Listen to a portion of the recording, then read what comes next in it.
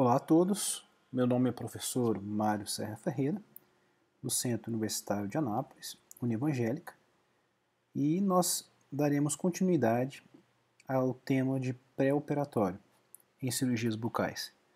O assunto de hoje são os problemas renais.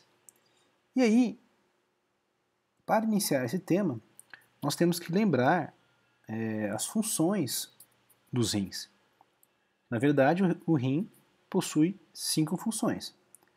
A primeira é a eliminação do resíduo metabólico. A segunda, manutenção do equilíbrio de fluidos.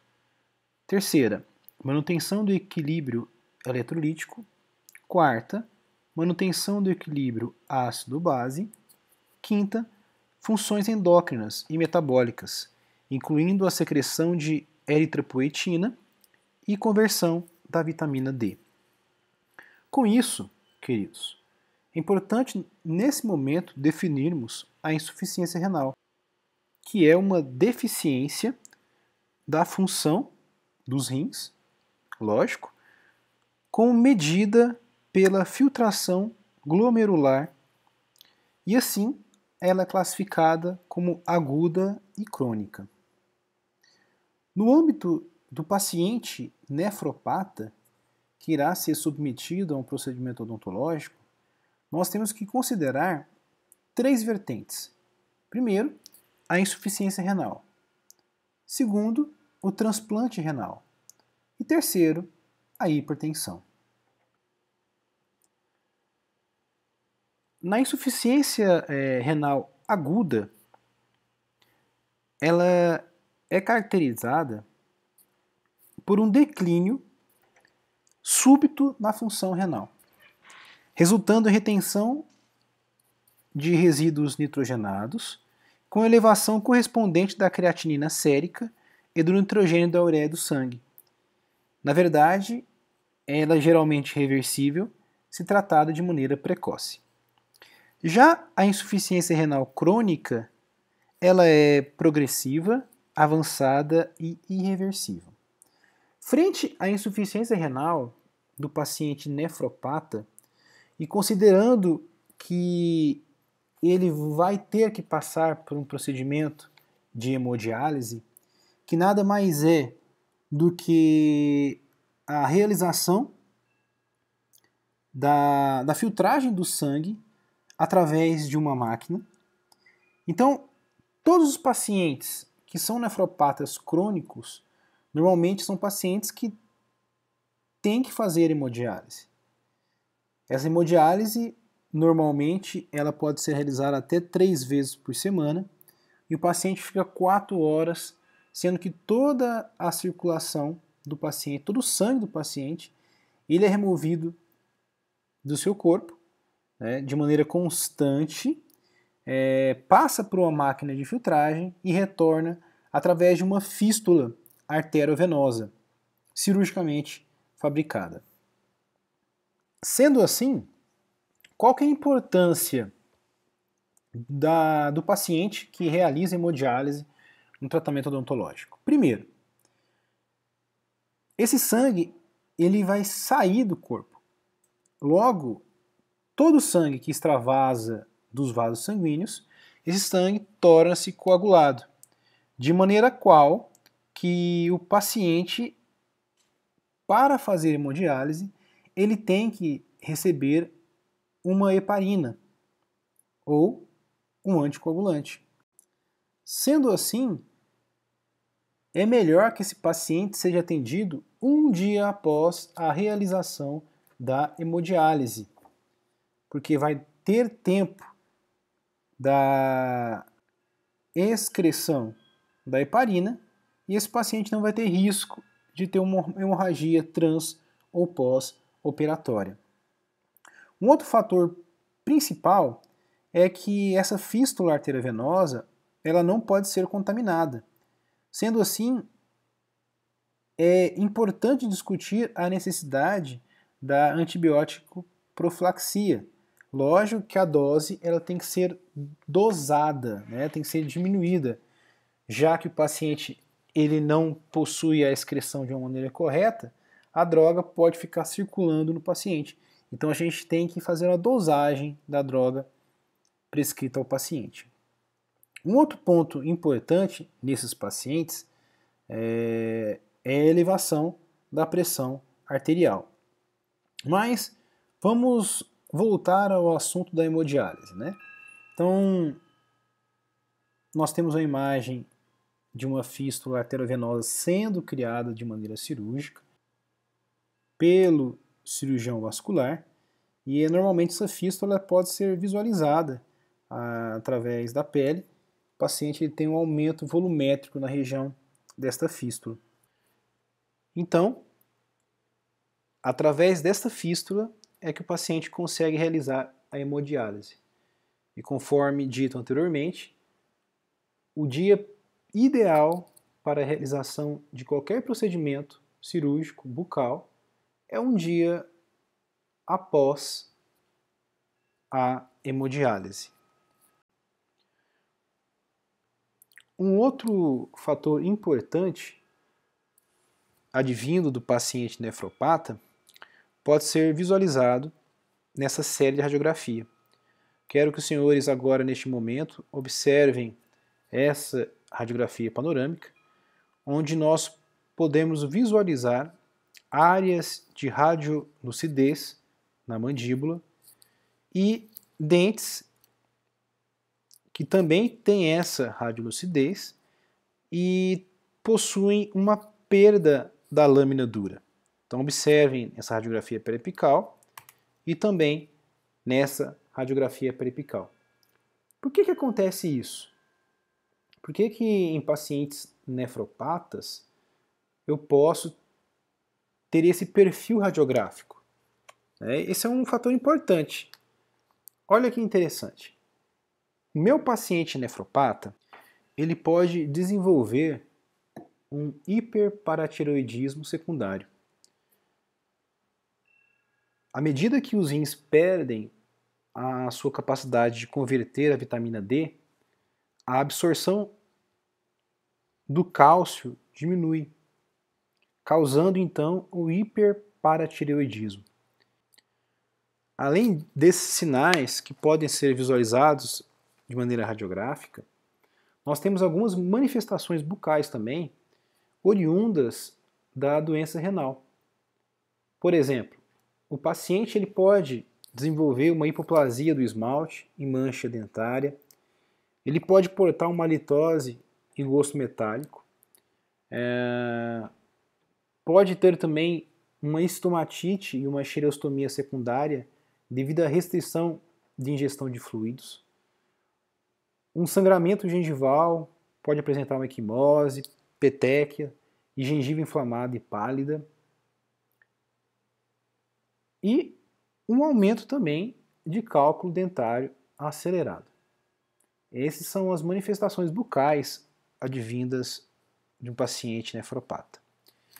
Bom, frente ao paciente com insuficiência renal, que está em tratamento de hemodiálise, qual que seria a concepção do tratamento odontológico? O que nós, como cirurgiões dentistas, deveríamos avaliar no paciente?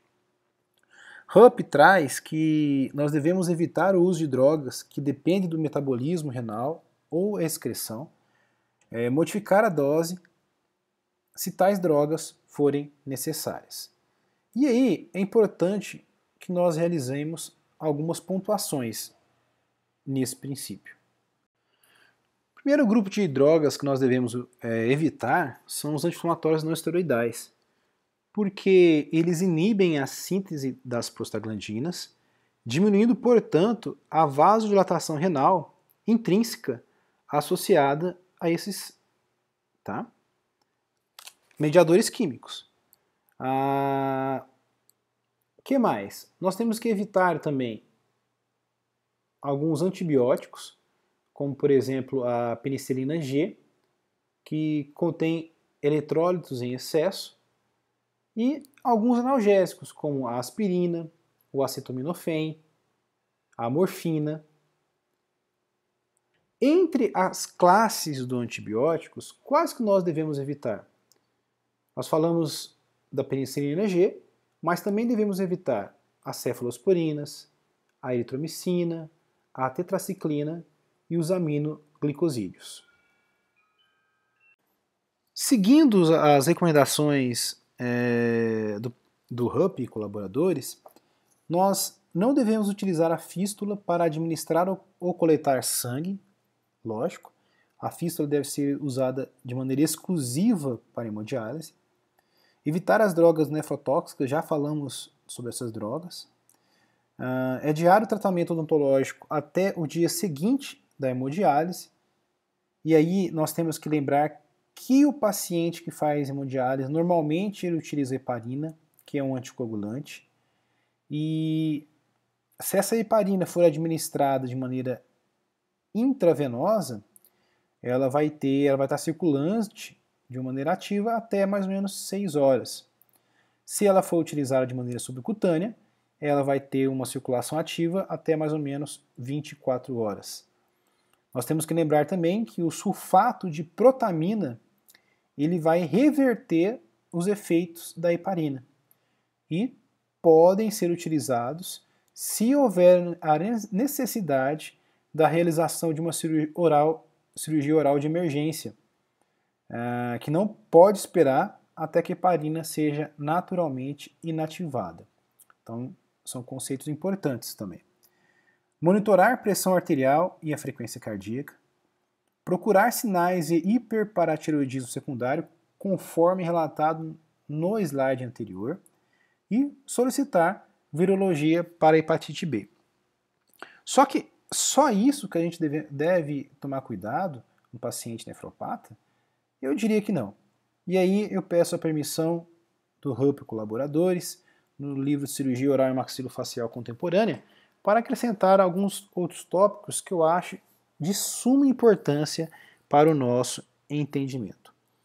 A primeira recomendação que eu faria a mais nesses pacientes seria a solicitação de exames laboratoriais. O grupo de exames laboratoriais que iríamos solicitar seria o tempo de sangramento para avaliar a função plaquetária, o tempo de tromboplastina parcial ativada para analisar a via intrínseca e o tempo ativado de protombina para avaliar a via extrínseca da coagulação.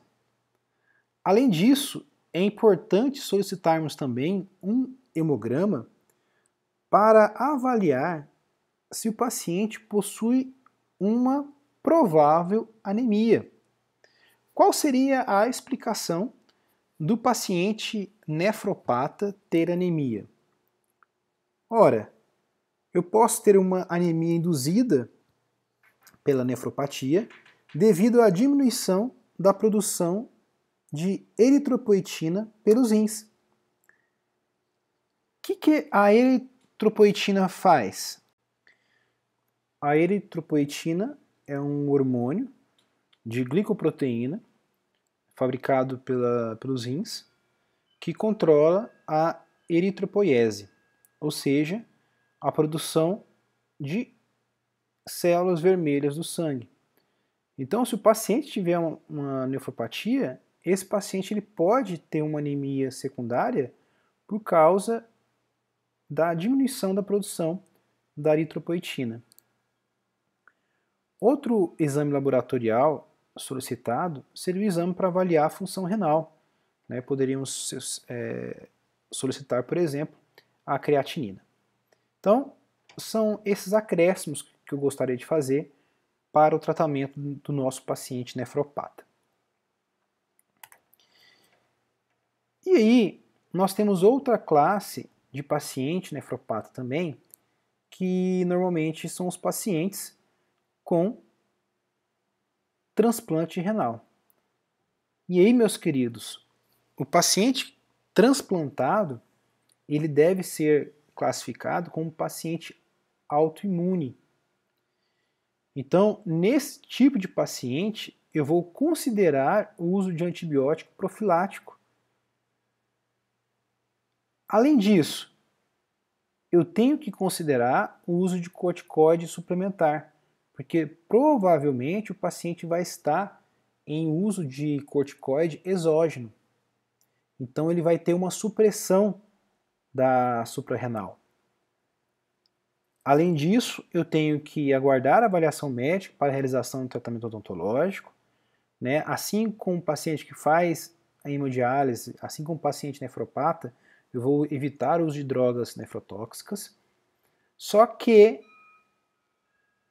eu tenho que ter essa avaliação. Frente ao paciente com transplante, é importante também ficar atento à presença de ciclosporina, que vai causar ou pode causar uma hiperplasia gengival induzida. Então, nesse tipo de paciente é importante a gente enfatizar a necessidade da higiene oral. Além disso, devemos monitorar a pressão arterial do paciente e também solicitar a virologia para hepatite B.